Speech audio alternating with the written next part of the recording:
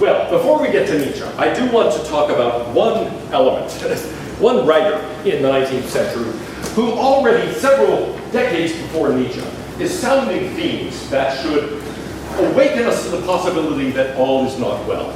We haven't talked a lot about 19th century history, we'll get to that on Friday, but in many ways it was a century of great progress. However, already by mid-century, there are voices of concern.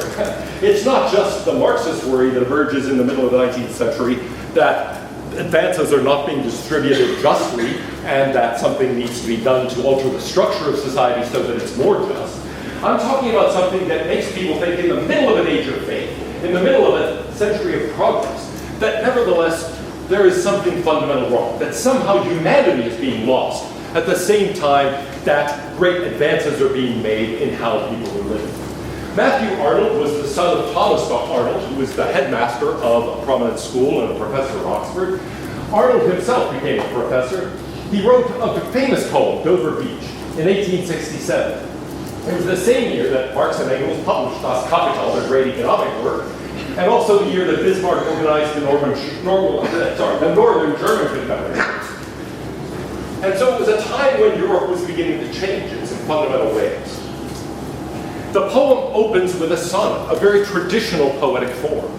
And so you think at first, I know what's going on. This is a traditional poem. In the setting, it seems very traditional. And yet it spins out of control. It falls apart. It has a kind of ebb and flow rhythm, and it stops being a sonnet. And in the end, it sort of does its own thing. It also has an immensely complicated rhyme scheme. And so one of the things I want you to notice as you look at the poem is that it's actually, to some extent, hiding the structure. It's actually there. There is a structure. It is a complex and, in many ways, classical structure.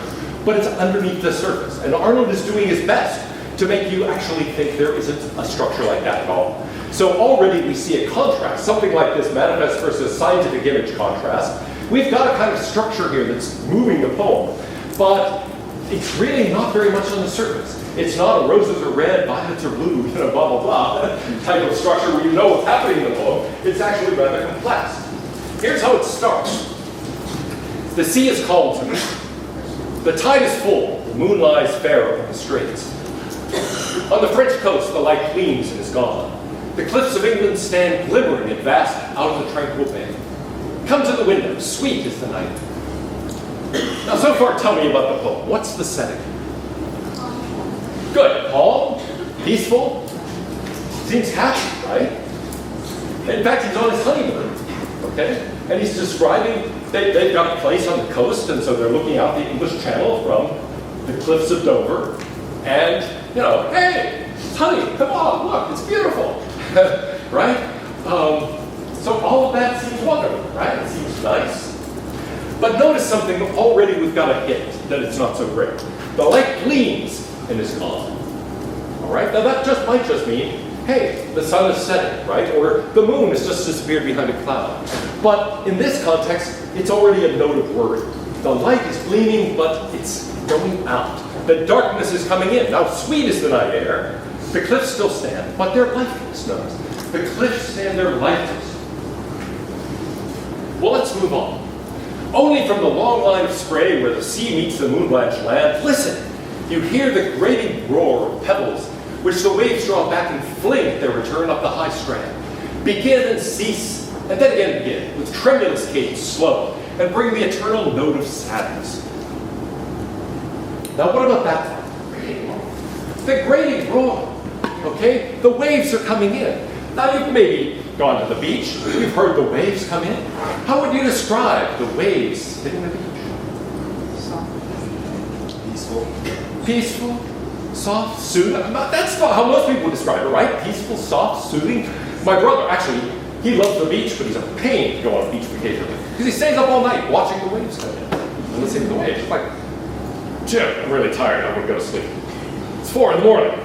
But look at the waves. It's so beautiful. It's like, oh, all right, I've seen the waves. Now, here is what's going on in this case. We've got the grating roar. It's the roar of the, but it's grating, right? It's like, I'm not going to do it because it freaks me out, but it's like doing it on the chalkboard, right? There's the waves coming in. So already that's a bit weird. They begin, they stop, and then they begin again. It just keeps going on, this ebb and flow. And what does it bring me in? An internal note of sadness. So we've both got the contrast here, this odd juxtaposition of the roar, which is grating in two senses. It's grating on the rocks, right? It's wearing down the cliffs of England. Here we've got England standing against the continent, the beautiful chalk cliffs of Dover. And the waves are pounding into them and gradually grating them apart, destroying them. And then, of course, it's grating in the sense of his ears not being happy about listening to this. Here's the general idea. He feels as if already England, Western civilization as a whole, is being ground down. It is already in decline. Now, this is 1867. In the midst of a century of tremendous industrial progress. And yet, he somehow senses there's something fundamental wrong. Already, England is in decline. Now, this is a time, in the midst of the Victorian era, where most people would have not thought England is in decline. Now it's kind of commonplace. Oh, yeah, the British Empire used to be great. Now it's just, a bunch of people having riots at soccer matches. But that's not at all the way people would have thought of it in 1867. Nobody would have thought of England that way, well, except for Matthew Arnold, who already is sensing that there is something deeply wrong, that civilization is in some sense being worn down, that it's in retreat. And now we get a flashback to the beginnings of Western civilization. Sophocles long ago heard it on the Aegean, and it brought into his mind the turbid ebb and flow of human misery. Misery. We all find also in the sound a thought, hearing it by this distant northern sea. Now, we've got Sophocles, first of all, a Greek tragedian, right? He writes plays, he writes tragedies. So already we've got a tragic note to this. What's the thought? Why is it a northern sea? Well, of course, England is to the north of Greece, so maybe it's simply that. But we're on the southern coast of England. But here's the key, the Sea of Faith. It is a commonplace in 1867 that the 19th century is an age of faith.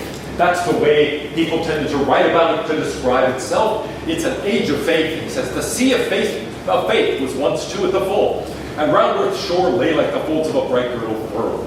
But now I only hear its melancholy, long, withdrawing roar. So he sees the Sea of Faith already in retreat.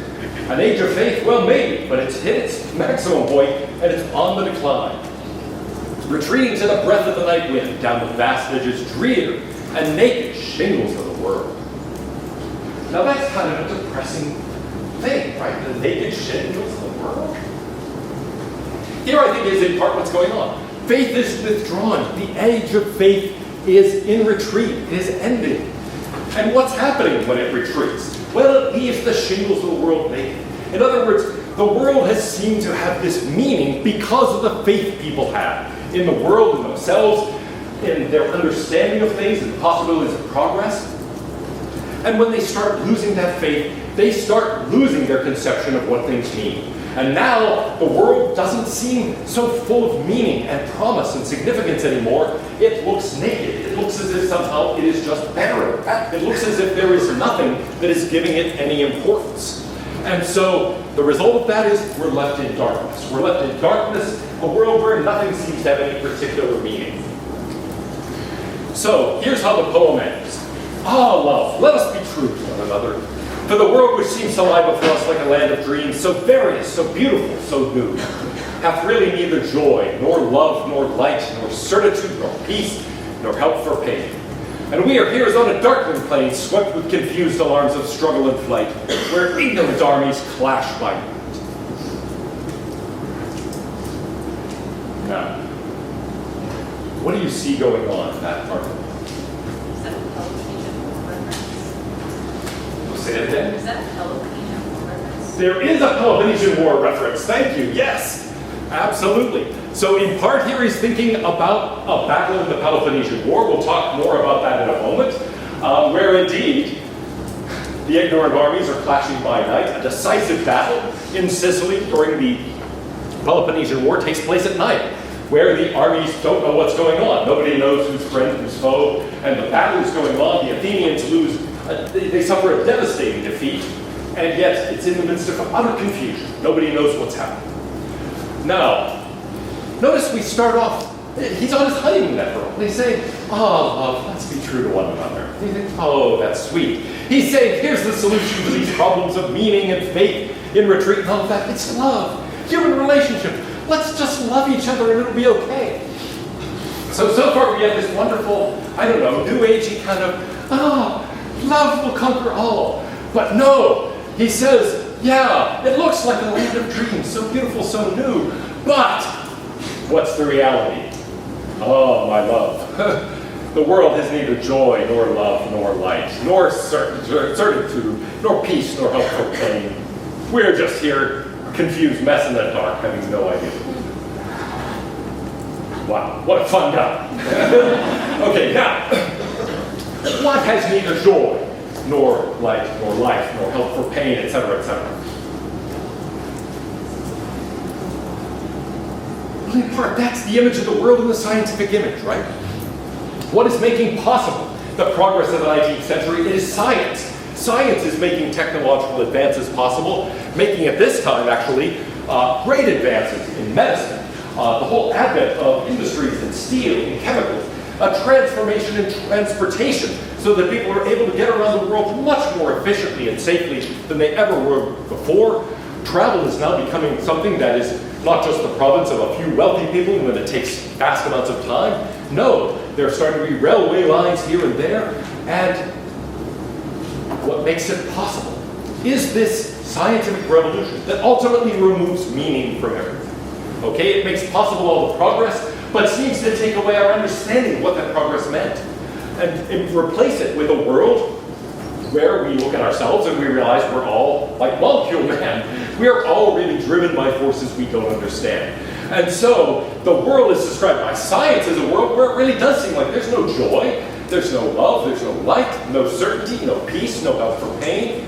And we are in a state of utter confusion about ourselves. We are being controlled by forces we don't understand, in ways we don't understand and cannot predict. And our image of ourselves as rational, as understanding the world, as responding rationally to the world, as acting for reasons, as trying to pursue virtue, none of that ends up making much of any sense. We're all acting the way we are on the basis of forces we don't understand and cannot control. And so in the end, we're in the position of those armies ignorantly clashing by night. So we think we've got a solution, that the only hope for meaning lies in human relationships, in love, but then we realize that's all at the level of the manifest image. That's not something that really has an ultimate claim on us, or at any rate, whatever claim it has to be somehow reconciled with this other image of the world, where nothing has any particular meaning, nothing has any real significance, nothing actually has any moral dimension to it. There are just lots of is's, there is no ought, whatever. And so the world seems to lie before us, but it lies before us like a land of dreams, like a projection, like an image, like a dream or a fantasy that our minds construct, but actually having very little relation to the underlying reality of things. Suppose you are actually a human being made of molecules, and those molecules are being driven and controlled by physical forces. Then what's actually going on in this room? There are a bunch of microparticles vibrating oddly, right? You come into this room looking at it from the lens of a physicist, and it's in part pretty empty, in part densely packed, and the little molecules are going okay, they're doing their thing based on scientific law, and that's it, right? And how do we make any sense of that sort of world? How do we reconcile that with our ordinary image of ourselves as being rational creatures who do love one another, who do have lives that are filled with meaning? It looks as if it becomes just a kind of fantasy imposed over a rather bitter reality.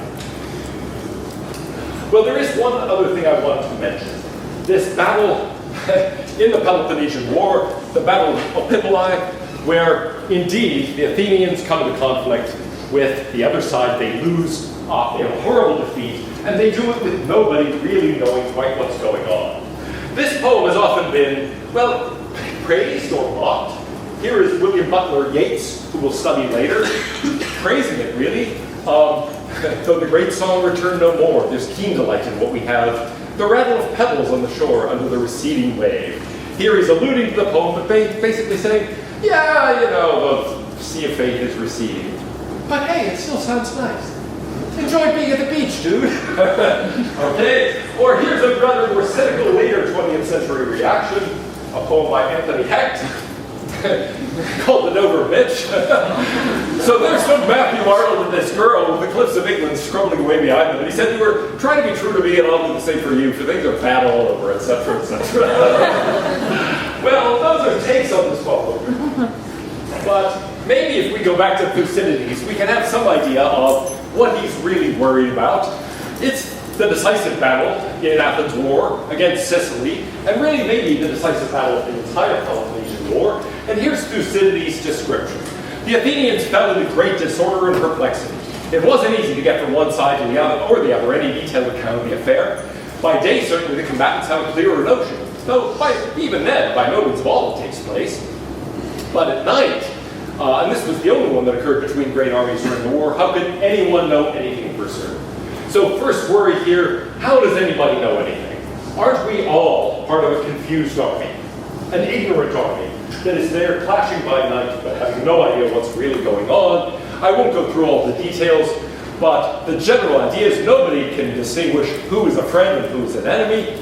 They have lots and lots of infantry in a very small space and nobody can see who is who.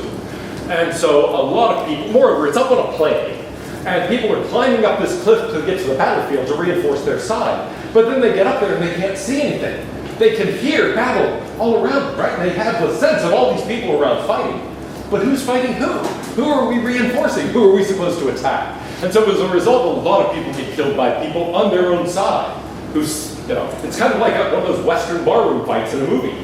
You're just sitting there and somebody crashes into your table. Pow! Right? You said, was that guy on your side? Who cares, right? He's suddenly swinging a sword at you, you swing a sword at him. And so, in this case, that's what happens, and it results in a disastrous defeat for the Athenians. Nobody knows what's happening, and in the end, people get cut off from the rest of their troops. Some escape, but large numbers end up being killed. Just say, there is a debate that occurred between Demosthenes and Nicias about what to do, and in particular in attacking Sicily and whether to leave or whether to engage in this battle. Nicias won the argument, led the Athenians into this horrible defeat. It was a decisive battle, and here in a way I think is part of what's being raised by this poem. The sea of faith is retreating. Our conception of what it is to be a human being in the world, of what life means, is changing. And we have a choice to make. We have to decide how to engage with that. Are we to be taking part in the battle? Should we retreat to the personal relationships that seem to give our lives meaning, even if in the end that's a fantasy? What exactly is to be our response? In other words, the contrast between manifest and scientific image isn't just an intellectual contrast or an intellectual puzzle. In part, it is a real existential dilemma. It calls for a choice on our part. What do we do if the sea of faith is retreating? Do we try to reinforce it? Do we try to somehow get faith back? Do we decide that, well, okay, all is lost, everything's in confusion, better just hide out and try not to get killed? Or should we engage in this sort of struggle? But against whom then? What are we doing? Who's on what side? How do we go about doing that? Maybe the right answer is none of the above. Maybe it's to try to reconstruct some notion of meaning of our own. In any case, the reason the poem is here is not only to show you how this contrast between the manifest and scientific image really does have an impact on the way people think about the world and themselves, but also to realize there is a choice that is to be made. You have to decide what to do in response to the puzzle that